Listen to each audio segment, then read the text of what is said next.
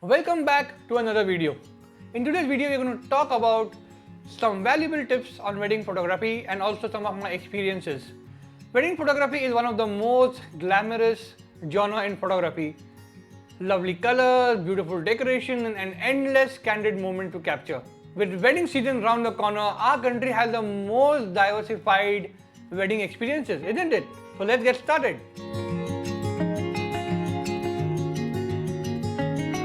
Tip number 1 here is understand who are the important members of the family. It's very important for you to know who is the uncle, auntie, and other important relatives of the bride or the bridegroom. There have been instances where the photographer has captured all the wrong people. Imagine how frustrated the client must have been. Moments once lost can never come back.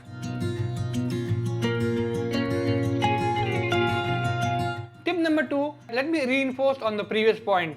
It's always good to have a meeting with the client and understand with them who are the important relatives. This also helps you break the ice with the client, create a comfort zone, and makes it very easy for you to shoot on the wedding day. Tip number 3, always be very clear with your payment terms and conditions with the clients. It's always good to have your deliverables in writing or on an email and get an approval from the client. Be firm yet polite and tell the client that if any work exceeds the scope of work, they are going to be billed separately. Most of the time, clients get the extra work done and they do not want to pay for it. So you have to clarify this right in the beginning. Tip number 4. It is very important that you visit the wedding location at least couple of days prior. This helps you plan your shoot. Also, look for charging points of your equipment. All the professional wedding photographers do this. We call this as a recce. Tip number 5. Prepare a list of equipment that you're going to need for your event or for a wedding photography for the assignment you have taken up. You may not have all of it, so you have to make an advance booking of those equipment. The most common lens which is used for wedding photography is the 70-200 lens with the aperture of 2.8. It helps to give you nice, beautiful, candid moments. Get your gear well serviced in advance. You do not want it to malfunction on the day of the event, because you are responsible to capture somebody once in a lifetime moment, so you have to be responsible. Check for any kind of smudge or dust particle on the lens, on the camera sensor, and get that fixed prior. Also check if your SD card is working fine, if there is any error. I would recommend that you buy a new SD card for the event.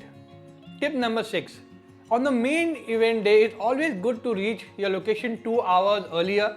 This will help you understand how the whole setup looks, and it will also help you plan your shot perfectly. It's always good to know from where the bride and the bridegroom are going to enter the venue, so you do not end up missing those shots. Get some good shots of decoration. Ultimately, the client has spent so much on it, and these shots can always be used as a fillers in the wedding album. Tip number 7. Get creative. See how you can use a piece of decoration at the venue to your advantage. For instance, you can use some flower decoration and add them in your shot to create a sense of depth and an extra magic. Tip number 8. Be event ready.